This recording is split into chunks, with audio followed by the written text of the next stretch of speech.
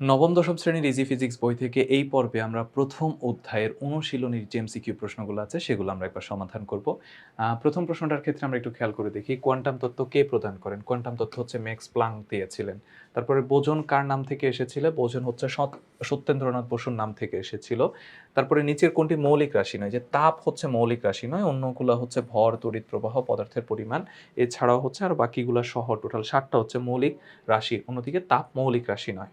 একটি দণ্ডকে স্লাইড ক্যালিপাসে স্থাপনের পর যে পাঠ পাওয়া গেল তা প্রধান স্কেল পাঠ হচ্ছে 4 সেন্টিমিটার, ভার্নিয়ার সমাপতন হচ্ছে 7 আর হচ্ছে ভার্নিয়ার ধ্রুবক হচ্ছে 0.4। দণ্ডটির দৈর্ঘ্য কত? দৈর্ঘ্য এল সমান হচ্ছে M plus C into LC বা ভি ইন্টু এলসি, যেটা দিয়ে লেখো আর কি, M plus V into VC বলা যায়। আমরা ওইটা হচ্ছে আমরা স্ক্রু গজের ক্ষেত্রে ব্যবহার করতে পারি, আর স্লাইড ক্যালিপাসের ক্ষেত্রে M plus V into VC. তো এম এর মান বলা আছে হচ্ছে 4, ভি এর মান বলা আছে হচ্ছে 7, আর ভিসি এর মান হচ্ছে দেখো 0.1 মিলিমিটার। মিলিমিটারকে সেন্টিমিটারে নিয়ে যেতে হবে, সেন্টিমিটারে নিয়ে গেলে 0.07 সেন্টিমিটার, 0.01 সেন্টিমিটার, 7 না, আমাদের এখানে 1 বলা আছে। তাহলে এখান থেকে ক্যালকুলেশন করলে আমরা পাবো হচ্ছে, কত পাওয়া যায়?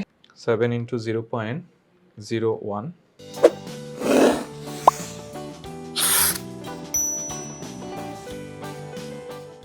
প্লাস হচ্ছে 4.07 সেন্টিমিটার, 4.07 সেন্টিমিটার। তাহলে আমাদের অ্যান্সারটা হবে হচ্ছে 4.07 সেন্টিমিটার।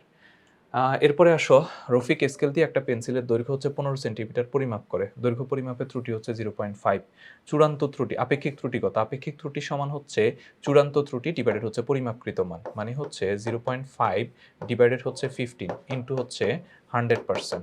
তাহলে 0.5 ডিভাইডেড হচ্ছে 15 ইন্টু হচ্ছে 100%, অর্থাৎ 3.33%, মানে হচ্ছে ঘ হচ্ছে এক্ষেত্রে অ্যান্সার। আচ্ছা, 6 নম্বর প্রশ্নের ক্ষেত্রে একটু খেয়াল করে দেখো, ক খ চিত্রের আয়তনের অনুপাত কত?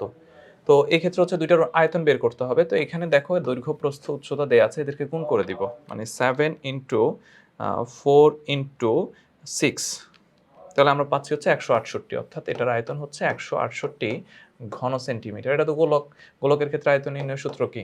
4/3 পাই আর কিউব। তো 4/3 পাই আর কিউব করলে কত আসে? 4/3 ইন্টু হচ্ছে 3.1416 ইন্টু হচ্ছে আর কিউব। আর কিউব মানে হচ্ছে কত? 3 3 9, 3 9 27। তাহলে আমরা পাচ্ছি হচ্ছে 113.0976। এইটা হচ্ছে আমাদের গোলকের জন্য আয়তন। তা আমরা একটা কাজ করি, দুইটাকে 168 দ্বারা ডিভাইড করে দিই। এটাকে 168 দ্বারা ডিভাইড করলে কত আসবে? 1 আসবে। আর এইটাকে যদি 168 দ্বারা ডিভাইড করি তাহলে আমরা পাচ্ছি হচ্ছে 0.6732। তাহলে এটার জন্য হচ্ছে 1, এটার জন্য হচ্ছে 0.6731। তাহলে এই যে দেখো 1:0.673, এটাই হচ্ছে আমাদের কয়ের 6 এর অ্যান্সার, অর্থাৎ ক। তো আশা করি তোমরা বুঝতে পেরেছো। পরবর্তী পর্বে আমরা এই অধ্যায়ের সংক্ষিপ্ত প্রশ্ন, অনুশীলনী সংক্ষিপ্ত প্রশ্নগুলো নিয়ে আলোচনা করব। আর এই প্রশ্নগুলো আমরা ব্যাখ্যা বিশ্লেষণ করছি ইজি ফিজিক্স বই থেকে। তোমরা যারা ইজি ফিজিক্স বই সংগ্রহ করনি, খুব দ্রুত সংগ্রহ করে ফেলবে।